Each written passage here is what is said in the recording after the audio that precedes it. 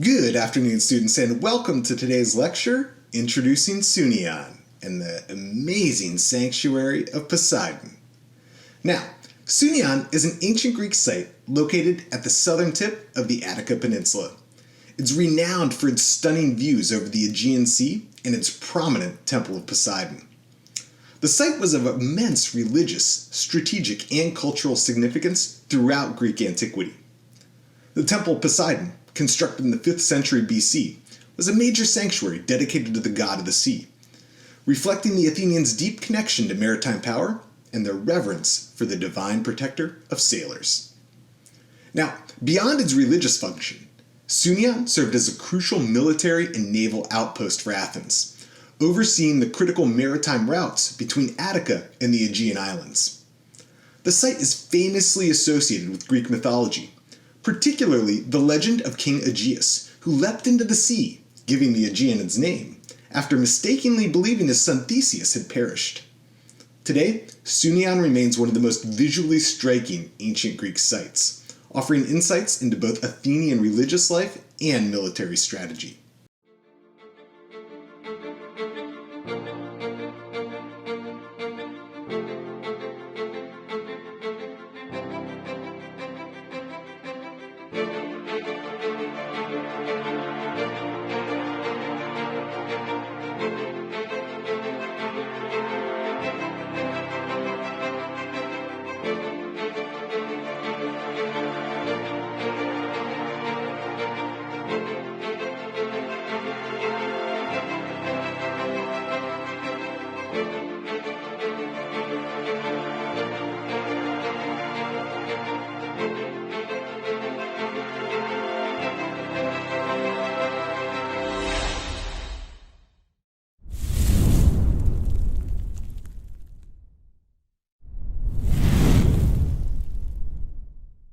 Okay, so where exactly is Sounion?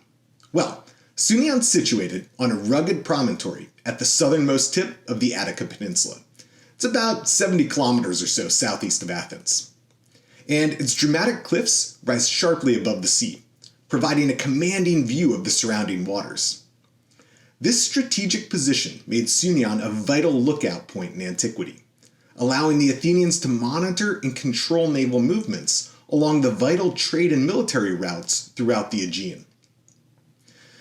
The region's natural beauty and isolation also made it an ideal site for a sanctuary, offering a serene setting for devotion to Poseidon, the god who controlled the unpredictable and often perilous seas.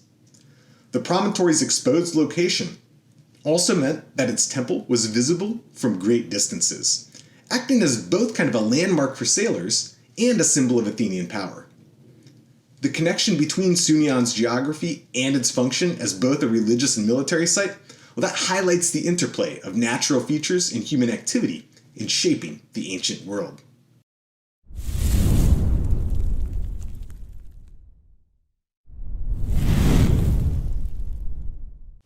Okay, so let's talk for a few minutes about the history of the site of Sounion. Well, Sounion's been a site of religious and strategic significance since at least the Archaic period, so around 800 BC.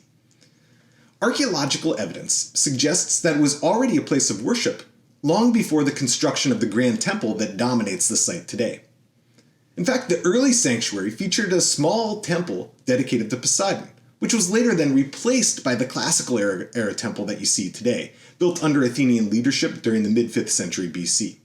Around the same time the Parthenon was built in Athens. Now, during the Persian Wars, Sounion played a defensive role, as Athens fortified the site to help protect its coastal waters. The Athenian navy, the backbone of the city's power, relied on sites like Sounion to control maritime movement. And during the Peloponnesian War, from 431 to 404 BC, Sounion was further fortified to defend against Spartan incursions. Even after Athens' decline, the site continued to be revered and used, with later Roman visitors leaving inscriptions on the temple's columns. The longevity of Sounion's importance reflects both its sacred status and its enduring military value.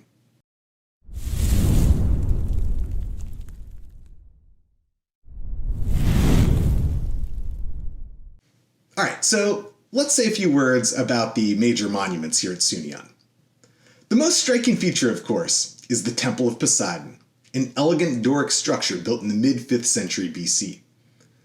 Though only a portion of its original columns remain standing today, the temple's dramatic setting against the sea has made it one of the most picturesque ruins in all of Greece. The temple was constructed with white marble from the nearby quarries of Agraleza, designed to withstand the kind of harsh coastal conditions. Its architectural layout and decoration emphasized Athens' devotion to Poseidon, reinforcing the connection between divine favor and naval supremacy. In addition, the Temple of Poseidon, the site contains remains of a fortified settlement, including defensive walls and guard towers, demonstrating Sounion's dual role as a sanctuary and a military outpost. Another significant structure we've got here is the Temple of Athena.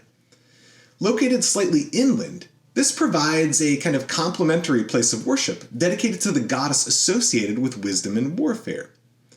The inscriptions carved into the temple's surviving columns, some by the 19th century travelers, including the poet Lord Byron, serve as kind of a testament to Sounion's enduring allure and historical significance throughout the ages.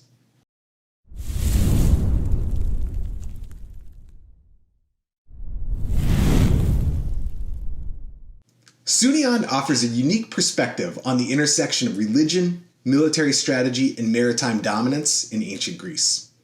While Athens itself was the political and cultural heart of Attica, sites like Sounion played crucial supporting roles in maintaining Athenian power. The sanctuary's placement on a major maritime route highlights how religious devotion and state interests were often intertwined in the ancient Greek world. Furthermore, Sounion provides direct insight into how the Athenians conceptualized their relationship with the sea.